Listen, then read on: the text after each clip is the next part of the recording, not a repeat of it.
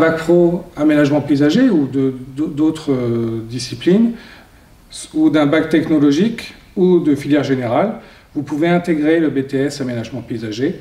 On vous demande d'avoir un niveau correct en français, en maths et aussi en langue.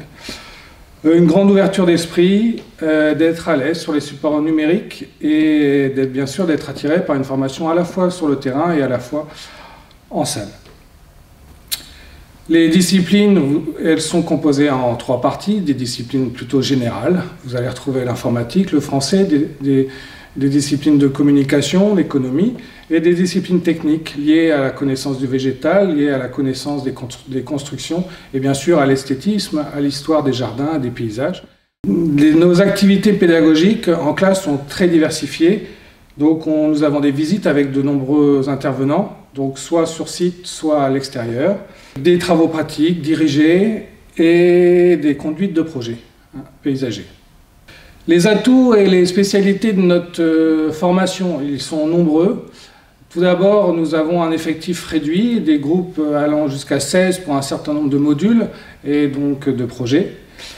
Nous avons des supports pédagogiques variés avec 16 hectares d'espaces verts labellisés Éco-Jardin depuis 2017.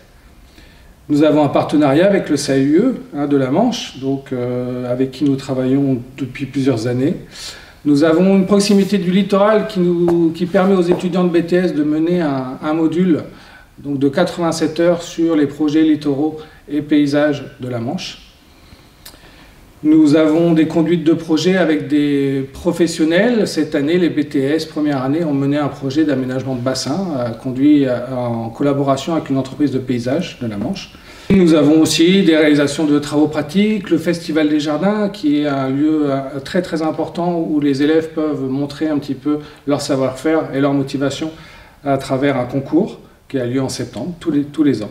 Le stage à l'étranger, il est obligatoire dans notre établissement, il est de 4 semaines, donc en pays anglophone. Donc grâce à notre réseau, notamment en Angleterre et en Écosse, vous pourrez réaliser ce stage.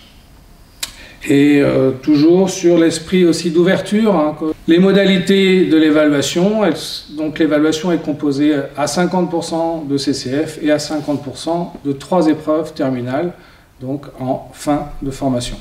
Les débouchés professionnels et donc les orientations post-BTS.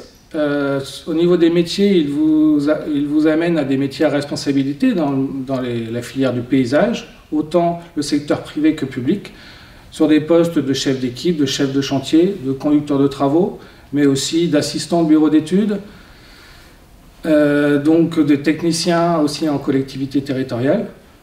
L'offre en termes d'emploi aujourd'hui est importante et a priori le contexte aussi nous montre que demain ces emplois seront des emplois très importants dans le milieu du paysage et de l'environnement.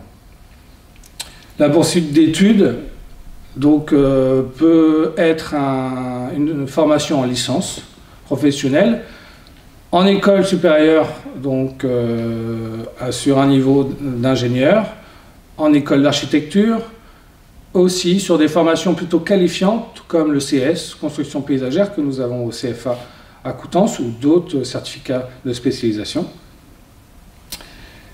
Et certains décident aussi de partir sur des classes préparatoires pour justement intégrer un peu plus facilement les écoles supérieures donc, en paysage.